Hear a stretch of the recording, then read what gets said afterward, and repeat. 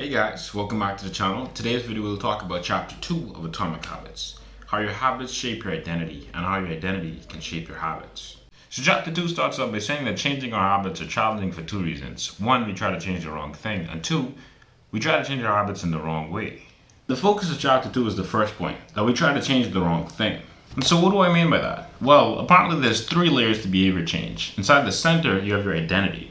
Then you have your processes, and on the outside, you have your outcomes. A lot of people, when they decide to take on a new habit, is they focus on their outcomes. They want to run a marathon, or they want to, read a book, and things like that. So they set these goals so they want to achieve, instead of figuring out, okay, how do I become this person?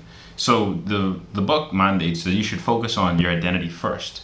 Becoming a writer, becoming a reader, becoming a fitness enthusiast. And the book gives a great analogy to look at identity. It says that your identity is almost like a continuous election, where every action that you take is a vote for the identity that you want. So every time you run, you make a vote to become a runner. And every time you swim, you make a vote to become a swimmer, and just about any other thing that you want to become. But the thing is, you don't have to have a perfect score, or you don't have to have a unanimous decision to win an election. You just need to have a majority of the votes. And this is why habits are so important. Habits are like a form of automatic voting. They're a system of repetitive actions that you take. So you keep stacking up those votes, and eventually you change your identity. Your identity actually emerges out of your habits. If you think about it, no one's born a basketball player, or no one's born a singer. You become a singer through singing. You become a basketball player through playing basketball. You become whatever you are through repetitively doing that thing.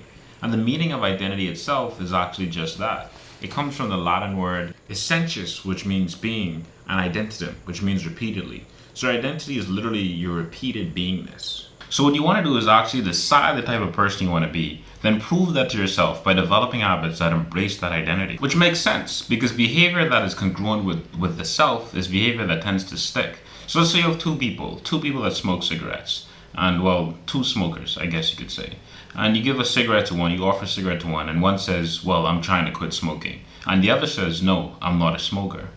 Which person is more likely to actually stop smoking? The one that believes he's going to quit smoking, or the one that embraces and he says to himself, listen, I am not a smoker. I'm not going to smoke. This isn't me. So he takes on a new identity, and he's creating change from the inside out instead of from the outside in.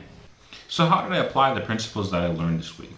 Well, I did one major thing, and that was every time I had a decision to make that I didn't feel like doing or I wasn't really interested in doing, I'd ask myself, is this what a disciplined person would do?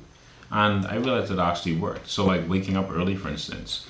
This week, I wasn't able to swim because it was raining each day. Like it was lightning and thundering every single day of the week. And I was like, hey, does it really make sense waking up early if I'm not going to be able to swim early in the morning, like first thing in the morning?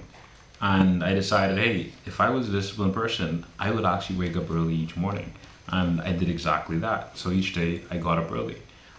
There's a few other things here and there too, like with food, for instance. I'd be like, okay, do I really need to eat this much food? Like, what would a fit person do? Would he eat this much? A healthy person? Like, does it make sense to do this?